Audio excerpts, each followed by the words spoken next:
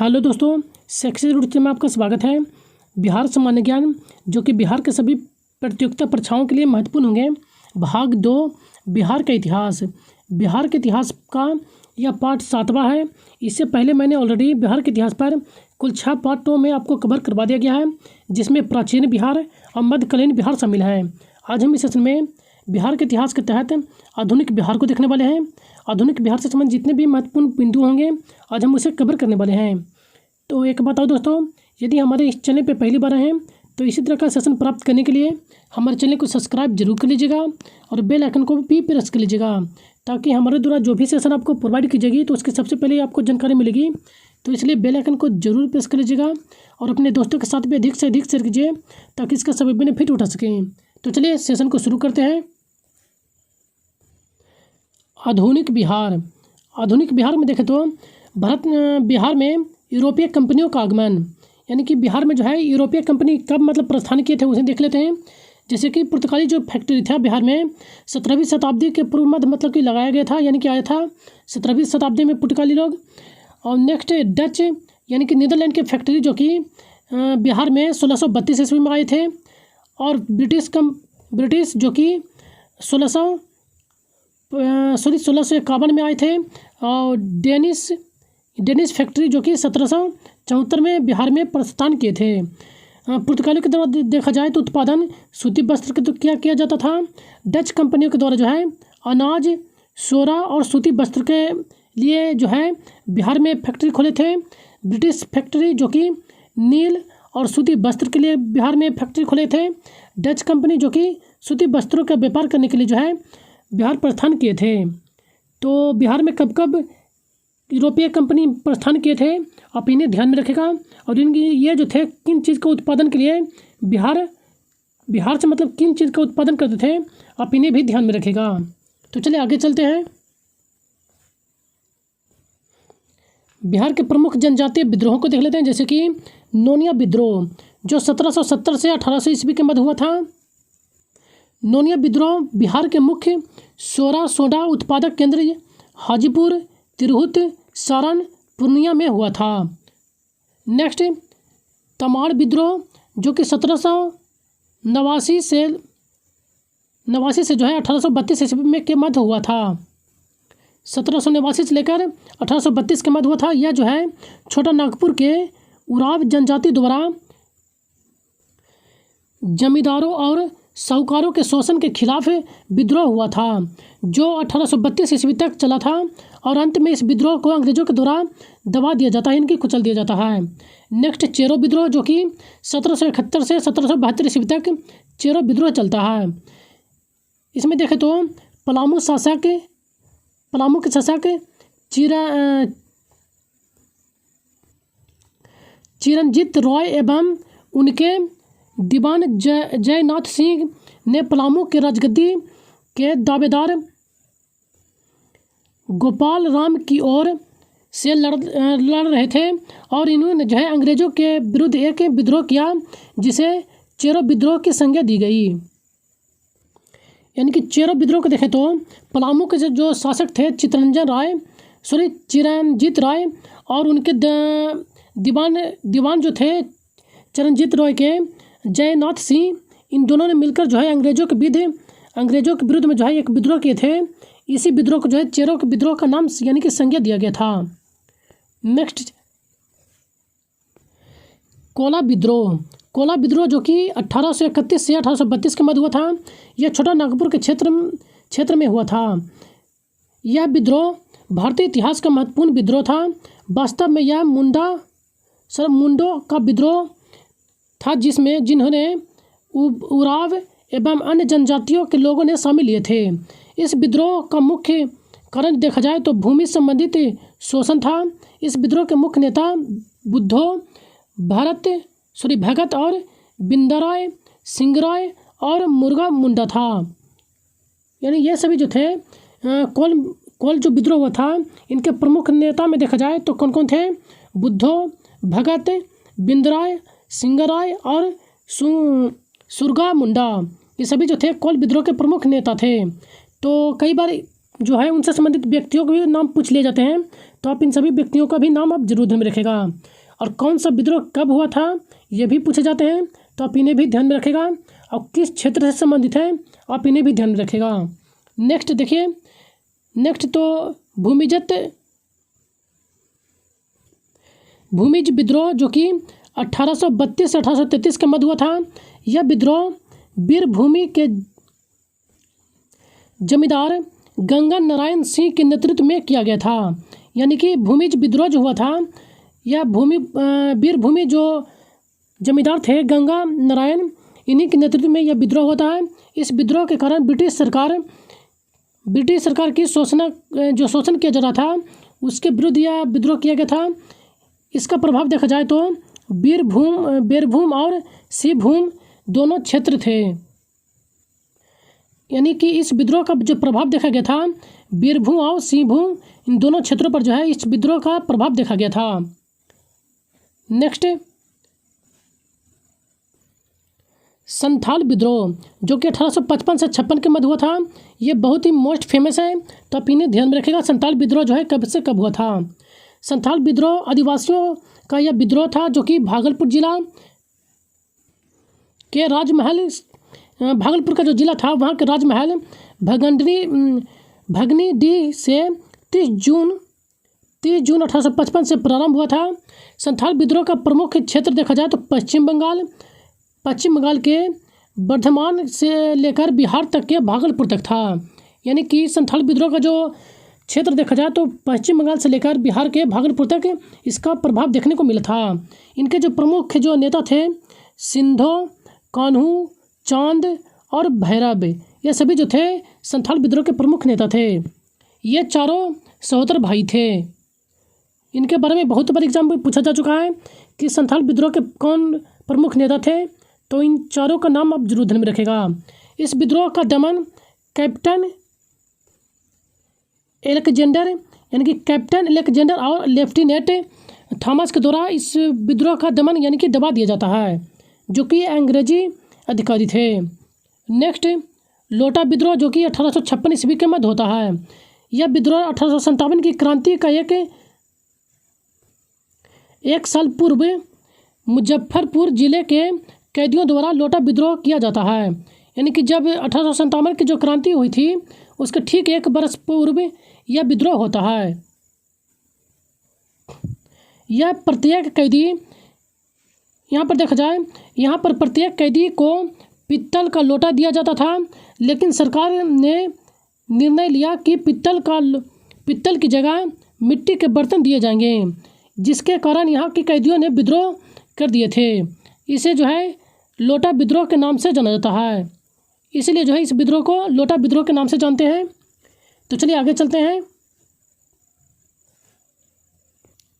मुंडा विद्रोह, यह भी बहुत फेमस विद्रोह है, यह भी बहुत बार एग्जाम में पूछा जा चुका है, तो आप इन्हें भी ध्यान में रखिएगा। मुंडा विद्रोह जो कि 1899 से लेकर 1900 के मध्य में हुआ था। इस आंदोलन के जो प्रमुख जो प्रवर्तक थे वे बिरसा मुंडा थे।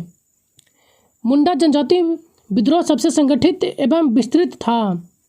इनकी सबसे संगठित देखा जाए तो सभी विद्रोह में था, और इससे देखा जाए तो इसके विद्रोह जो किए थे उलगुलान या महान हलचल की संज्ञा दी जाती है। यानी कि मुंडा जो विद्रोह था बहुत ही प्रभावितकारी विद्रोह था।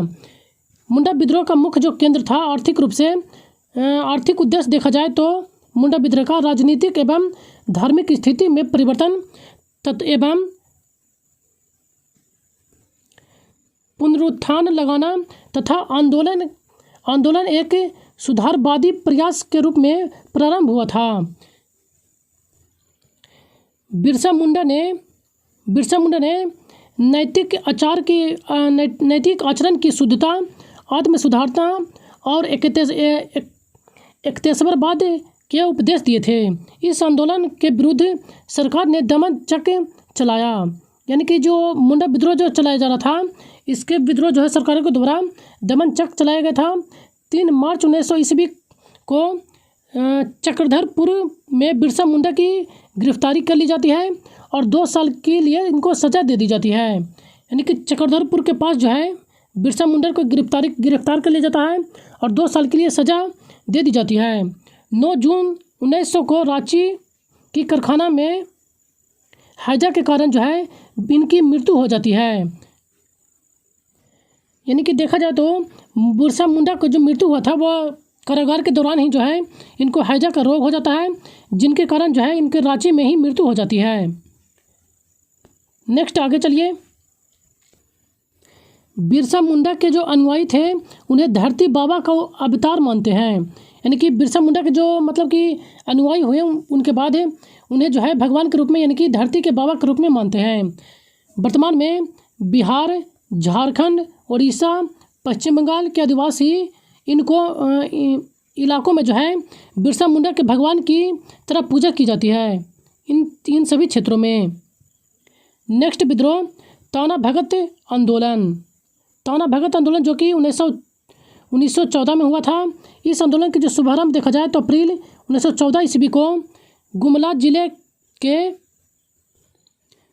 सिबनपुर प्रखंड के टोला ग्राम से हुआ था। यह उराव जनजातियों के द्वारा किया गया था और यह जो है उराव जनजातियों के द्वारा आरंभ किया गया एक आंदोलन था। यह आंदोलन अपने शुरुआती चरम पर कुरुख धर्म के नाम से जाना गया। यानी कि जब यह आंदोलन शुरुआत हुआ था तो अपना चरमखत पर पहुंचा, तो इसे जो है कुरुख धर्म के नाम से जाना गया, जो कि उर्वा का मूल धर्म है। इस आंदोलन के प्रमुख जो नेता थे वह जतरा भगत थे। इनके उर्वाओं में धार्मिक सुधार संबंधित कार्यों पर जोर दिए थे। सिर्फ धर्मेश उर्वताओं के देवता की अवधारणा पर बल दिया गया था। साथ ही पशु बलि, मांस मंदिर और कुर्तियों के त्याग के बारे में बल दिया गया था। नेक्स्ट, जतरा भगत ने इस आंदोलन के तहत जो है जतरा भगत के द्वारा ऐलान किया गया कि मालगुजारी नहीं करेंगे, बेरोजगारी भी नहीं करेंगे और ना ही कर देंगे। और इनके द्वारा दिकुआ यानी कि बाहरी लोगों के यहाँ मजदूरी न करने का अभियान चलाया गया। यानी कि जतरा भगत के द्वारा जो है इस आंदोलन के द्वारा जो है यह सभी कार्य जो है करने के लिए बोला गया। इसी के बाद देखा जाए तो इन्हें 1916 ईस्वी में कैद कर लिया जाता है और इनको जेल भेज दिया जाता है। प्रातः आदिवासियों के जतरा भगत को बिरसा मुंडा का ही एक रूप माना जाता है। यानी कि आदिवासी रूप जो है जतरा भगत को भी बिरसा मुंडा की एक रूप के रूप में जो है देखते हैं। तो ये दोनों जो आंदोलन है मोस्ट फेमस है और इन दोनों का नाम भी आप ध्यान में रखिएगा कि कौन व्यक्ति जो है किस आंदोलन से संबंधित है। तो चलिए आगे चलते हैं। तो चलिए प्रमुख जनजातीय आंदोलन को भी देख लेते हैं। ये आंदोलन कब हुआ था। जैसे कि 1771-1772 ईस्वी में जो है चेरो विद्रोह हुए, जिनके जो प्रमुख नेता थे जयनाथ सिंह थे। नेक्स्ट 1831 से 1832 के में जो है कोल विद्रोह हुआ, जिनके जो प्रमुख नेता थे बुद्धो भगत, बिंदर राय और सिंह राय और सुरंगा मुंडा। ये सभी जो थे कोल विद्रोह के प्रमुख नेता थे। नेक्स्ट 1832 से लेकर 1833 के मध्य भूमिज विद्रोह हुआ, जिनके जो प्रमुख नेता थे गंगा नारायण सिंह थे। नेक्स्ट 1855 से लेकर 1856 के मध्य संथाल विद्रोह हुआ, जिनके जो प्रमुख नेता थे सिंधु, कान्हू, चांद और भैरव थे। नेक्स्ट 1874 में खरबार का आंदोलन हुआ, जिनके जो प्रमुख नेता थे भागीरथ मांझी थे। नेक्स्ट 1899 से लेकर 1900 के मध्य मुंडा विद्रोह हुआ, जिनके जो प्रमुख नेता थे बिरसा मुंडा थे। नेक्स्ट 1914 में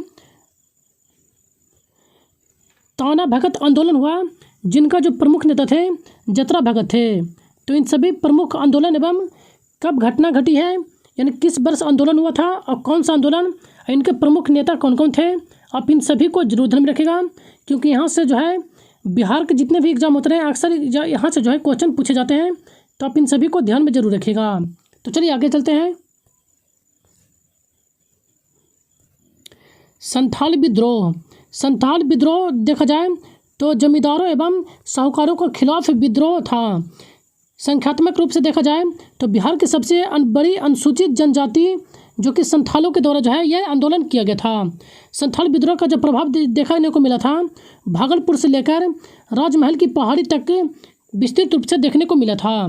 वहीं देखा जाए तो इसे दामिन ए कोहा यानी कि पहाड़ियों का राजा के नाम से भी जाना जाता है। साफा होड़ विद्रोह जो हुआ था इसका आरंभ 1874 से 1875 के मध्य देखने को मिलता है यानी कि 1874 से 1875 के मध्य जो है साफा होड़ विद्रोह हुआ था। इस आंदोलन के जो प्रमुख नेता थे लाल हेमब्रम यानी कि लाल हेमब्रम इनके प्रमुख नेता थे यानी कि लाल बाबा के नाम से जाने जाते हैं। इनके साथ यह खरबार आंदोलन की एक शाखा थी जिसके चारित्रिक शुद्धता पर बल दिया गया यानी कि इस आंदोलन में देखा जाए तो चारित्रिक शुद्धता पर जो है ज़्यादा बल दिया गया था। तो चलिए आगे चलते हैं। 1857 के विद्रोह से संबंधित महत्वपूर्ण तथ्य। छपरा में मोहम्मद हुसैन खान ने नेतृत्व में लोगों ने विद्रोह किया था यानी कि छपरा में देखा जाए तो 1857 का जो विद्रोह का जो नेतृत्व किए थे छपरा में वह मोहम्मद हुसैन खान के द्वारा किया गया था। 32वीं EN की 2 कंपनियां थी जो कि भागलपुर में 9 अक्टूबर 1857 को विद्रोह किए थे। वजीरगंज यानी कि गया में सुखहाल सिंह के नेतृत्व में विद्रोह किया गया था। पटना में अंग्रेजों के खिलाफ विद्रोह जो किया गया था 3 जुलाई 1857 ईस्वी को किया गया था। मुजफ्फरपुर में यह जो विद्रोह की शुरुआत हुआ था 25 जुलाई 1857 ईस्वी को मुजफ्फरपुर में इस विद्रोह की शुरुआत किया गया था। तो ये सभी जो है 1857 से संबंधित प्रमुख क्रांतियाँ हैं, तो आप इन्हें भी ध्यान में रख सकते हैं। तो चलिए आगे चलते हैं। स्वतंत्रता से पूर्व बिहार में आयोजित कांग्रेस अधिवेशन यानी कि स्वतंत्रता से पहले जो है बिहार में कांग्रेस के कौन कौन से अधिवेशन हुए हैं, चलिए उन्हें देख लेते हैं और किस वर्ष किए गए थे। 1912 में जो कि 27वां अधिवेशन था, यह बांकीपुर पटना में इसका आयोजन किया जाता है और इसकी जो अध्यक्षता है रंगनाथ माधोलकर के द्वारा जो है इसकी अध्यक्षता किया जाता है। नेक्स्ट 1922 ईस्वी में किया जाता है जो कि 37वां अधिवेशन होता है जो कि गया में इसका आयोजन किया जाता है। इसके जो अध्यक्षता जो करते हैं देश बंधु चित्तरंजन दास के द्वारा जो है इसकी अध्यक्षता किया जाता है। नेक्स्ट 1940 में जो कि 53वां अधिवेशन होता है, इसकी जो अध्यक्षता जो करते हैं यह इसका जो आयोजन किया जाता है वो रामगढ़ झारखंड में इसका आयोजन किया जाता है, जिसकी अध्यक्षता मौलाना अबुल कलाम आज़ाद के द्वारा इसकी अध्यक्षता किया जाता है। और यह भी ध्यान में रखिएगा पटना का ये जो पहले जो नाम था वो बांकीपुर था, तो आप इसे भी ध्यान में रखिएगा। पटना का यदि पूर्व नाम पूछा जाए तो बांकीपुर, आप इसे भी ध्यान में रखिएगा। तो चलिए आगे चलते हैं। बिहार में हुए किसान आंदोलन को भी देख लेते हैं क्योंकि किसान आंदोलन से भी क्वेश्चन बहुत पूछे जाते हैं। तो चलिए किसान आंदोलन को देख लेते हैं। प्रथम जो आंदोलन किया गया था बिहार प्रांतीय किसान आंदोलन 17 नवंबर 1929 ईस्वी को स्वामी सहजानंद सरस्वती के अध्यक्षता में जो है सोनपुर में किसान आंदोलन को संपन्न किया गया था, यानी कि जो है इनके द्वारा शुरू किया गया था किसान आंदोलन। दूसरा जो हुआ था वह 29-30 अगस्त 1934 ईस्वी को पुरुषोत्तम दास टंडन की अध्यक्षता में जो है गया में संपन्न हुआ था। इस सम्मेलन में खान अब्दुल गफ्फार खान ने भी अपने भाई के साथ भाग लिए थे। तीसरा जो किसान आंदोलन होता है हाजीपुर में 26 से 27 नवंबर 1935 ईस्वी में स्वामी सहजानंद सरस्वती की अध्यक्षता में संपन्न हुआ। इस सम्मेलन में जमींदारी प्रथा हटाने के प्रस्ताव को स्वीकृत हुआ। तो चलिए आगे चलते हैं। बिहार के किसान से जुड़ी प्रथाएं, तो बिहार में जो किसान थे उनसे जुड़ी कुछ प्रथाएं थे, चलिए उन्हें देख लेते हैं। खुटखटी प्रथा जो कि मुंडा जनजातियों में प्रचलित थी, इसके अंतर्गत इसके तहत जो है सामूहिक भू स्वामित्व की व्यवस्था थी, जिसे अंग्रेजों के द्वारा जो है हस्तक्षेप किए जाने के कारण मुंडा विद्रोह हुआ था। नेक्स्ट कम्योटी प्रथा जो कि बिहार एवं उड़ीसा में प्रचलित थी। इसके अंतर्गत कृषि दास के रूप में खेती करने वाले कमिया जाति के लोग, यानी कि कमिया जो जाति के जो लोग हुआ करते थे, वे अपने मालिक के द्वारा प्राप्त ऋण के बदले जो ब्याज की राशि जो दी जाती थी उसके बदले जीवन भर अपने मालिक की सेवा करते थे। नेक्स्ट, तीन कटिया प्रथा, जो चंपारण क्षेत्र में अंग्रेज के द्वारा जो है बगान मालिकों के द्वारा प्रारंभ किया गया था। यानी कि अंग्रेजों के द्वारा जो है चंपारण में मालिकों के पर यह लागू किया गया था। इसके अंतर्गत देखा जाए तो जो योग्य खेती के हुए ज़मीन हुआ करते थे उस पर 3/20% यानी कि 1 बीघा में 3 कट्ठा नील की खेती करनी पड़ती थी। यानी कि 20 कट्ठा में 3 कट्ठा जो है नील की खेती करवाया करते थे अंग्रेज। तो चलिए आगे चलते हैं। चंपारण आंदोलन को भी देख लेते हैं। जैसे कि जो कि राम कुमार शुक्ल और ब्रज किशोर प्रसाद के प्रयास से जो है अप्रैल 1917 ईस्वी में गांधी जी पटना मुजफ्फरपुर के रास्ते चंपारण पहुंचते हैं। नेक्स्ट देखें तो 1917 ईस्वी में चंपारण सत्याग्रह मालिकों द्वारा प्रयुक्त 3 कट्ठिया प्रथा के विरुद्ध चलाया गया था। ये चंपारण जो सत्याग्रह जो चलाया गया था मालिकों के द्वारा, ये 3 कट्ठिया प्रथा के विरुद्ध चलाया गया था। इसमें देखा जाए तो एक हिंसात्मक आंदोलन था जिसमें भारत में गांधी के सत्य और अहिंसा के पर जो लोगों को विश्वास दृढ़ कराया गया। चंपारण आंदोलन में महात्मा गांधी के जो सहयोगी जो प्रमुख नेता थे वे राजकुमार शुक्ल, राजेंद्र प्रसाद, धरणीधर, अनुग्रह नारायण सिंह और मजरूल हक, ये सभी जो थे गांधी जी के प्रमुख सहायक करता थे। यानी कि जब गांधी जी के द्वारा चंपारण सत्याग्रह चलाया जा रहा था तो इनके जो सहयोगी में थे ये सभी लोग खड़ी थे। गांधी ने चंपारण के बड़हरबा लखनसेन गांव में, यानी कि गांधी जी के द्वारा जो है चंपारण के बड़हरबा लखनसेन गांव में जो है पहला स्कूल स्थापित किए गए थे। यानी कि गांधी जी के द्वारा जो है बिहार में स्थापित किया गया यह पहला स्कूल था। तो चलिए आगे चलते हैं। सत्याग्रह आंदोलन बिहार प्रांतीय सम्मेलन 12वां अधिवेशन भागलपुर राजेंद्र प्रसाद की अध्यक्षता में जो है अगस्त 1920 ईस्वी में हुआ, जिसमें राजेंद्र प्रसाद असहयोग पर विशेष बल दिए। असहयोग संबंधित प्रस्ताव धरणीधर ने प्रस्तुत किया था। यानी कि असहयोग जो प्रस्ताव था वह धरणीधर के द्वारा प्रस्तुत किया गया था, जबकि शाह मोहम्मद जुबैर एवं गुलाम इमाम और गोरखपुर प्रसाद ने इनको जो है अनुमति दिया था, अनुमोदन किए थे। और नेक्स्ट देखें तो नवंबर 1920 ईस्वी के मध्य शाहबाद के डुमरा गांव में नाकाबंदी आंदोलन शुरू हुआ था। महात्मा गांधी ने फरवरी 1921 ईस्वी में बिहार राष्ट्रीय महाविद्यालय तथा उनके भवन में बिहारी विद्यापीठ का औपचारिक उद्घाटन किए थे।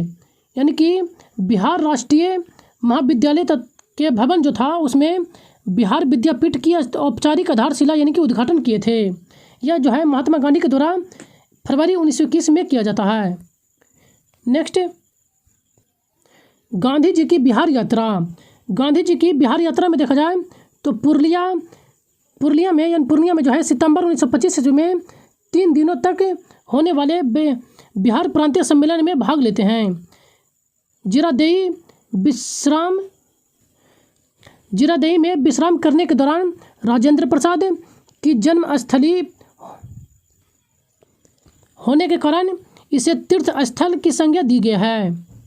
यानी कि इसे जो है तीर्थ स्थल की संज्ञा दिया गया है राजेंद्र प्रसाद की जन्मस्थली होने के कारण। नेक्स्ट, अपने खादी भंडारों के कारण दरभंगा जिला महात्मा गांधी के शब्दों में आधुनिक तीर्थ स्थल था। नेक्स्ट, बिहार कौमिक सेवक दल। बिहार प्रांतीय कांग्रेस समिति 27 नवंबर 1921 ईस्वी के बैठक में बिहार कौमिक सेवक दल की स्थापना करते हैं। एक केंद्रीय नियंत्रण बोर्ड की स्थापना की गई जिसका मुख्यालय मुजफ्फरपुर था। इनमें निम्नलिखित सदस्य थे: दीपक नारायण सिंह, मजहरूल हक, डॉक्टर अरुणजय शाह, सहाय वर्मा एवं बाबू नारायण प्रसाद, ये सभी जो थे इनके प्रमुख सदस्य थे। नेक्स्ट, सविनय अवज्ञा आंदोलन के कार्यक्रम। इसमें देखा जाए तो नमक कानून का उल्लंघन किया गया था और करबंदी आंदोलन और महिलाओं द्वारा शराब और अफीम एवं विदेशी कपड़ों दुकानों पर धरना और विदेशी वस्तुओं का बहिष्कार, सरकारी सेवाओं, अदालतों, शिक्षा केंद्रों एवं उपाधियों पर बहिष्कार किया गया था। ये सभी जो थे सविनय अवज्ञा आंदोलन के समय ये सभी किए गए थे कार्यक्रम। तो नेक्स्ट हम अगला सेशन में कवर करेंगे। तो आज का ये लास्ट है दोस्तों। यदि कंटेंट पसंद आए दोस्तों तो चैनल को एक लाइक जरूर कर दीजिएगा और अपने दोस्तों के साथ भी अधिक से अधिक शेयर कीजिए ताकि इसका सभी बेनिफिट उठा सकें। और यदि हमारे इस चैनल पर पहली बार आए दोस्तों तो हमारे चैनल को सब्सक्राइब जरूर कर लीजिएगा इसी तरह का सेशन प्राप्त करने के लिए। और इसका PDF आपको टेलीग्राम चैनल पर प्रोवाइड करा दिया जाता है, तो आप हमारे टेलीग्राम चैनल को ज्वाइन जरूर कीजिएगा जिसका लिंक आपको इस वीडियो के डिस्क्रिप्शन बॉक्स में मिल जाएगा। तो चलिए मिलते हैं नेक्स्ट सेशन में, तब तक के लिए धन्यवाद, थैंक यू।